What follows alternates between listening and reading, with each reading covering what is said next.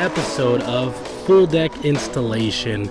We're going to be going over the Kryptonite products ball joints. So this particular truck came in completely worn out. The ball joints were some of the worst ball joints we've seen in a long time. The owner had a 8-inch FabTech lift. We went over some options, but because of our relationship with Kryptonite products and their outstanding quality, we sold him the Kryptonite product ball joints. This guy works this truck to the bone. We wanted to give him the best product possible. The Kryptonite ball joints are much stronger than the factory ball joints, as well as even other aftermarket options. They're fully greased right out of the box. They're designed specifically for heavy duty applications and lifted trucks. They come with a tear resistant silicone boot, includes all the necessary hardware, as well as their industry leading, no fine print, lifetime warranty. Alright, first things first, we need to get the wheel taken off and set off to the side.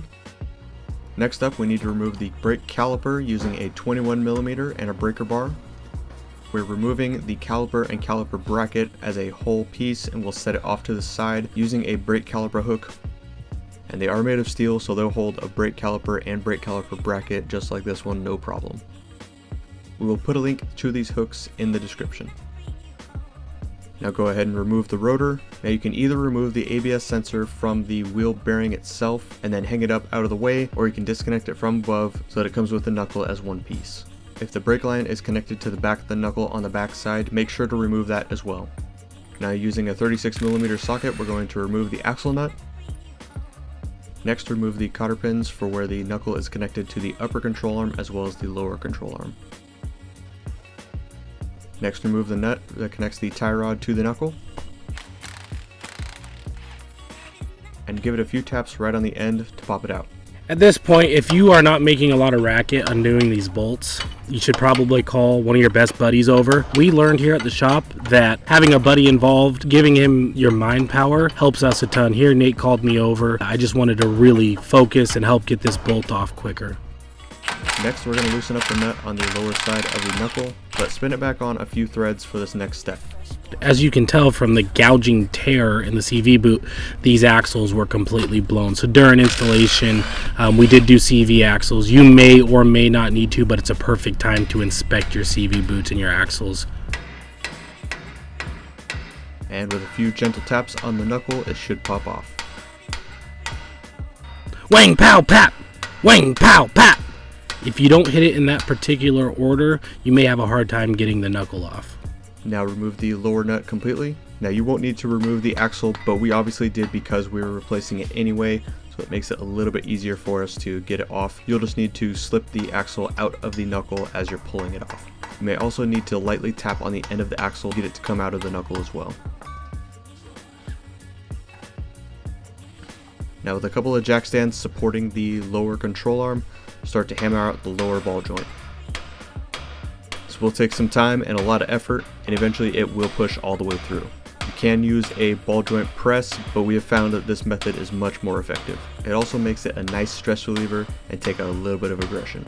Once it starts to get closer to the end, you may need to use a ball peen hammer or something smaller to hit the end of the ball joint so that you're not hitting the lower control arm itself, and eventually it'll pop right out. Next up, we're going to remove the upper ball joint, which is much easier. And as you can tell from this demonstration, the upper and lower ball joints on this truck were very, very worn out, with the new ones being a much stronger, much more heavy-duty design. This upper ball joint was so deteriorated that the rubber boot had completely disconnected from the ball joint itself. And now using a ball joint press tool, we're going to press the ball joints in from the bottom of the lower control arm. Now the ball joints are directional, meaning that the Zerk fitting needs to fit towards the channel so you can get a grease gun on it to be able to grease the ball joint. The anti-seize on the ball joint is something we do here at the shop, and it helps it slide in just a little bit better without having the repercussions of it possibly backing back out if you were to use grease or something along those lines. Some people will put it in dry. That's your prerogative. They say dryer's tighter. In this case, we like putting a little bit of anti-seize on the ball joint. Watch it just slide on in and make sure she bottoms out. Full transparency, we did install this ball joint with the Zerk fitting facing the wrong way, but you can still access it with a grease gun underneath the axle. Now we'll reinstall our new ball joint with the supplied hardware, and then lift the knuckle back into position, supporting the knuckle with one hand and using your other hand threading the nut onto the lower ball joint. Now install the new castle nut on the upper ball joint, making sure that the windows on the castle nut line up with the holes, and using a 24mm socket to tighten up the lower ball joint nut. And install 2 new cotter pins on the upper and lower ball joints. Reconnect your ABS sensor, and reinstall the mount for the brake line on the back of the knuckle.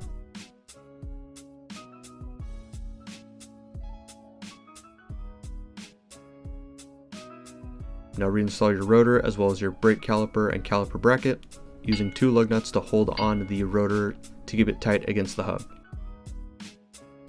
Now it's up to you if you want to use anti-seize on your brake caliper bolts, but we like to use it as a precautionary to make them easier to remove down the line. And then don't forget to remove the 2 lug nuts off of the rotor and reinstall your wheel. We were hoping to get a ride along and an installation video, but it's been about a month and he's put about 5,000 miles on the truck, and he couldn't be more happy with the quality of these products. Huge shout out to Kryptonite products. We have been a huge advocate of their products for a couple of years now. It started 2 years ago. We did installation on a personal vehicle of ours, and since we have advocated it for any of the GM trucks that come in our way. These products are awesome. Also, thank you guys so much for watching our videos. We do our best to give you guys the most accurate and honest depiction of how these products, the installation and the quality of them.